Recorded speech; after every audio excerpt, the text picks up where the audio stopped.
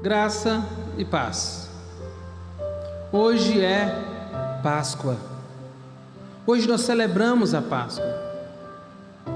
E eu queria chamar a sua atenção para o paradoxo da Páscoa.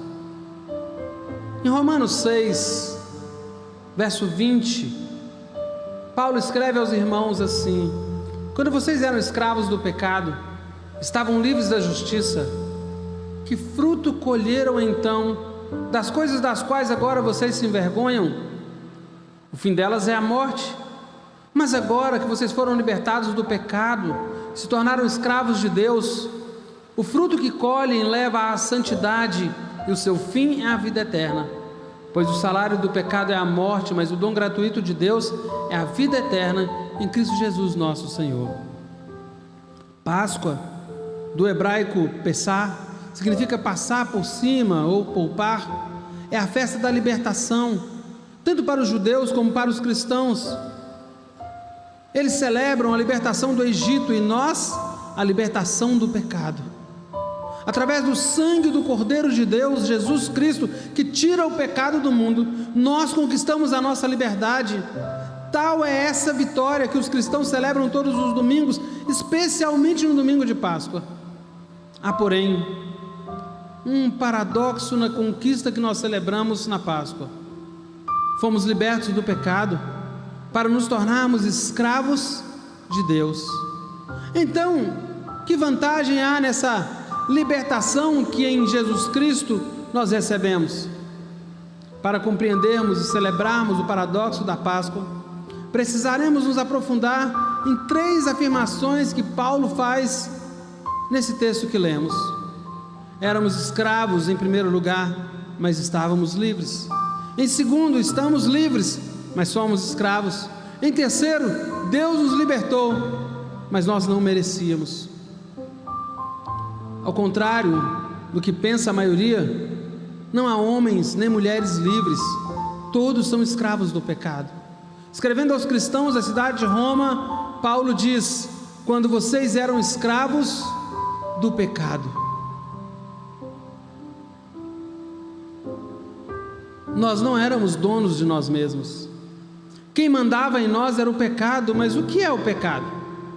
Wayne Grudem, em sua teologia sistemática, define assim o pecado: pecado é deixar de se conformar à lei moral de Deus, seja em ação, um ato, em atitude, orientação ou intenção, seja em natureza, caráter íntimo, essência daquilo que somos. O que significa ser escravo do pecado? Ser escravo do pecado não significa que ele obrigue alguém a fazer o que ele ou ela não deseja. O senhor pecado é muito mais sutil. Ser escravo do pecado significa que ele é o senhor das nossas vontades. Ele nos escraviza, inclinando os nossos corações para todo tipo de mal, de cobiça e de obras da carne. Davi sabia muito bem disso quando ele orou: inclina o meu coração para os teus estatutos e não para a ganância.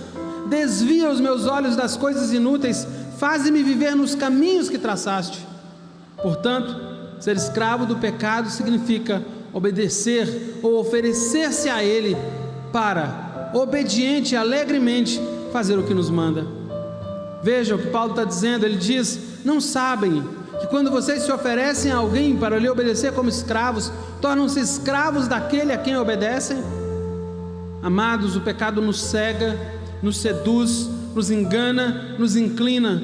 Nós, por nossa vez, obediente e alegremente, oferecemos para fazer o que ele nos seduz a fazer. O pecado escraviza a nossa vontade e batalha dentro de nós, inclinando-nos para o mal. Éramos escravos do pecado, mas estávamos livres. Como assim? Livres do quê? Livres para fazer o que a vontade e o coração corrompidos alegremente desejavam que fizéssemos, sem contudo nos preocuparmos com a justiça de Deus. Romanos 6,20 diz: quando vocês eram escravos do pecado, estavam livres da justiça. Isso é uma tragédia, não é? Paulo está dizendo que nós jamais havíamos parado para pensar que a vida que levávamos nos conduziria para a morte eterna. Ele acena para o fato de que nós nos gabávamos de fazer o que nos dava na cabeça, o que nos pedia o coração, sem uma preocupação com a justiça de Deus, com os padrões morais e com sua lei. Nós éramos livres por não ter o menor apetite pela justiça de Deus, por não ter o menor peso de consciência diante de Deus, por aplacar a nossa consciência com mais realizações satisfatórias à nossa carne. Éramos escravos, mas estávamos livres. Fazíamos o que desejávamos, sem ter que nos importar com Deus. Então qual é o problema com aquela nossa velha maneira de viver? Paulo responde: que fruto colheram então das coisas das quais agora vocês se envergonham? O fim delas é a morte. Deu para entender? Paulo fala que há pelo menos 3 problemas com escravos que se sentem livres. Primeiro, eles desperdiçam suas vidas. Que frutos colheram? Segundo, eles degradam suas vidas. Ele diz: coisas das quais agora vocês se envergonham. Terceiro, eles desgraçam suas vidas. Ele diz: o fim delas é a morte. Escrevendo aos Coríntios, Paulo falou de cristãos que um dia foram escravos, mas se acharam livres. Ele dá alguns detalhes, como desperdiçaram, degradaram e poderiam ter desgraçado suas vidas, caso não tivessem sido libertados em tempo pela poderosa graça de Deus. Ele diz: vocês não sabem que os perversos não herdarão o reino de Deus? Não se deixem enganar, nem imorais, nem idólatras, nem adúlteros, nem homossexuais passivos ou ativos, nem ladrões, nem avarentos, nem alcoólatras, nem caluniadores, nem trapaceiros herdarão o reino de Deus.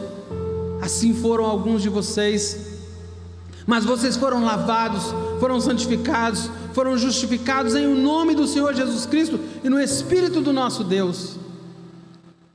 O primeiro paradoxo da Páscoa que Paulo nos apresenta é que éramos escravos, mas estávamos livres. Fazíamos o que desejávamos, sem, no entanto, dar a mínima para a justiça de Deus. Segundo paradoxo, estamos livres, mas somos escravos. É que agora estamos livres, nos enxergamos como de fato somos, escravos de Deus.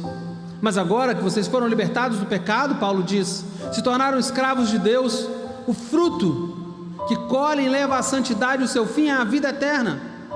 Não há como fugir, não existem homens nem mulheres livres, somos escravos de um ou de outro, do pecado ou de Deus.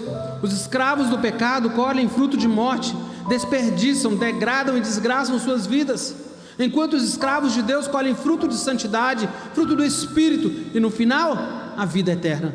Assim como o Senhor, pecado que nos dominava, inclinava nosso coração para pecar, agora pela graça o Senhor Deus inclina o nosso coração à obediência. Paulo, escrevendo aos irmãos em Roma, diz: mas graças a Deus, porque embora vocês tenham sido escravos do pecado, passaram a obedecer de coração à forma de ensino que lhes foi transmitida. Vocês, ele diz, foram libertos do pecado e tornaram-se escravos da justiça. Amados, nós fomos libertados do pecado, do desejo de não querer viver pela justiça de Deus, para amarmos viver em justiça para a glória de Deus. Toda vez que vemos isso sendo ameaçado dentro de nós, nós lutamos com unhas e dentes para viver e para agradar ao nosso Senhor. Paulo, ele mesmo diz: no íntimo do meu ser, tenho prazer na lei de Deus, mas eu vejo outra lei atuando nos membros do meu corpo, guerreando contra a lei da minha mente, tornando-me prisioneiro da lei do pecado que atua em meus membros. Miserável homem que sou, quem me libertará do corpo sujeito a esta morte? Graças a Deus por nosso Senhor Jesus Cristo, de modo que com a minha mente eu próprio sou escravo da lei de Deus, mas com a carne da lei do pecado. Estamos livres do pecado, amado, mas somos escravos de Deus. Temos prazer na lei de Deus, somos escravos dela, mas o pecado ainda guerreia dentro de nós, tentando nos arrancar das mãos de nosso novo Senhor. Quando éramos escravos, mas nos achávamos livres, não havia qualquer conflito dentro de nós, vivíamos uma ilusão, uma falsa liberdade. Depois que fomos libertados do pecado, nos tornamos escravos de Deus, nossos olhos se abriram e nós passamos a travar uma batalha sem tréguas. Aqueles que são verdadeiramente livres não vivem sem lutar contra a carne nem contra a lei do pecado.